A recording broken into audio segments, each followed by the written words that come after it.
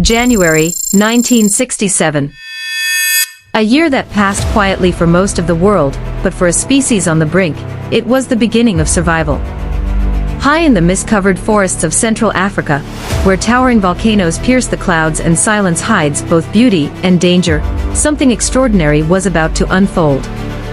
A woman, alone, determined, and stepping into the unknown, was about to change the fate of mountain gorillas forever. Her name was Dian Fossey. And what she did next would redefine conservation. Before Fossey's arrival, mountain gorillas were disappearing without resistance. Hidden deep within the forests of the Virunga Mountains, their numbers were rapidly declining. Poachers laid traps across the forest floor, simple wire snares designed for other animals but devastating for gorillas.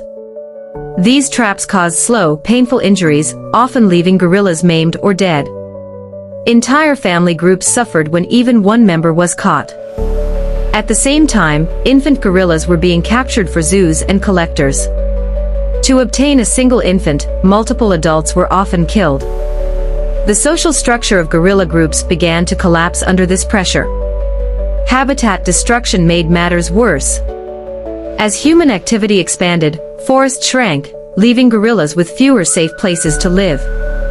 By the 1960s, fewer than 500 mountain gorillas remained. Extinction was no longer theoretical, it was approaching fast.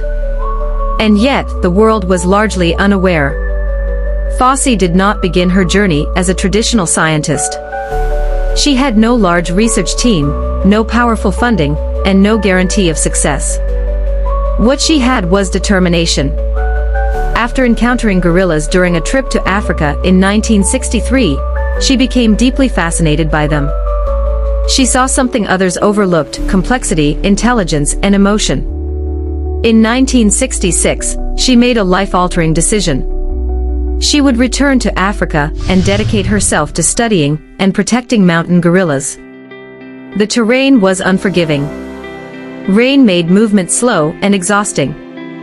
The altitude affected breathing. Supplies were limited, and communication with the outside world was nearly impossible. There was no prepared research station waiting for her. If she wanted to study gorillas, she had to build everything herself. Between Mount Karisimbi and Mount Visok, Fossey established a small research camp called Karisok. It was remote, isolated, and exposed to the elements.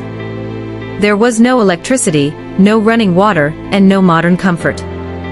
The camp consisted of simple structures designed for survival, not convenience.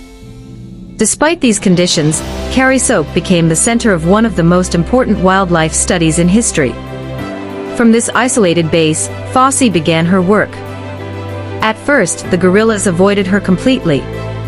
The moment they sensed her presence, they disappeared into the forest. To them, humans represented danger. Years of hunting had conditioned them to flee at any sign of human activity. Fossey quickly realized that traditional observation methods would not work. If she approached them as a human observer, she would always be seen as a threat. Something had to change. Instead of forcing the gorillas to accept her, Fossey adapted to their behavior. She studied their movements, sounds, and social signals. She began to imitate them, knuckle walking, avoiding direct eye contact, and making low, non-threatening vocalizations. This approach reduced tension and allowed her to appear less threatening. Day after day, she returned to the same groups, maintaining consistent behavior. Progress was slow, but it was real. One day, a gorilla did not run. It stayed and observed her. That moment marked the beginning of trust. It was fragile and uncertain, but it opened the door to something extraordinary. Fossey was no longer just an outsider, she was becoming part of their environment. As Fossey spent more time with the gorillas, she began documenting behaviors that challenged long-standing beliefs. Gorillas were not aggressive monsters. They were gentle, social animals with strong family bonds.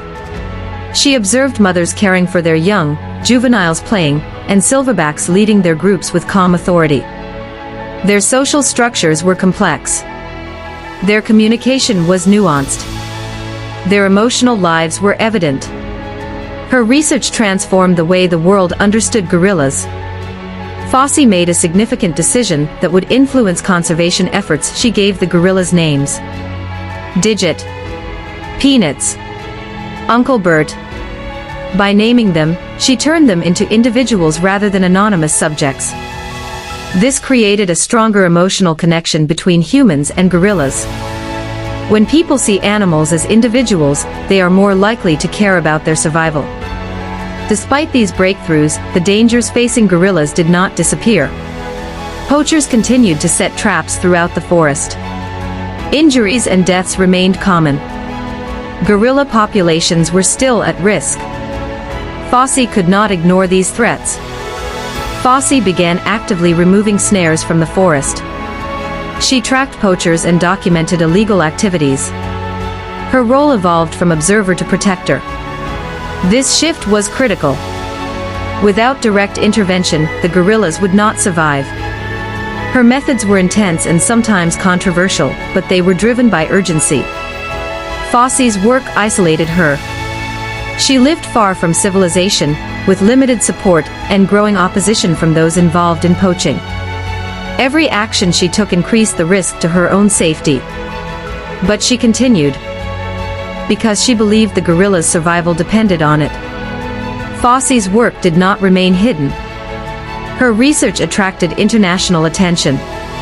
Scientists, conservationists, and organizations began to recognize the importance of protecting mountain gorillas. Her efforts helped shift global perception and inspired future conservation initiatives. Today, mountain gorillas still exist. Their population has increased, making them one of the few conservation success stories. This outcome can be traced back to Fossey's work. Her methods changed how wildlife research is conducted. Her dedication demonstrated the impact one individual can have. She walked into the jungle alone, without certainty or protection. But she stayed. And because she stayed, an entire species was given a chance to survive. While this approach drew criticism, it also drew attention. The urgency of her mission could no longer be ignored. Conservation organizations, governments, and researchers began to take notice. Over time, these combined efforts led to meaningful change. Anti-poaching patrols increased. Protected areas were strengthened. Local communities became more involved in conservation, recognizing the value of preserving wildlife and ecosystems. Tourism, when managed responsibly, provided economic incentives to protect rather than exploit the gorilla's habitat. The impact of these efforts is visible today. Mountain gorillas are one of the few species to have moved away from the brink of extinction. Their population has grown steadily over the decades, offering a rare and hopeful example of successful conservation. It is a reminder that with commitment, collaboration, and persistence, recovery is possible. If this story has changed your perspective, then it has already made a difference. Because conservation begins with awareness. And awareness begins with stories like this. Subscribe for more documentary stories. Because the next one might change how you see the world.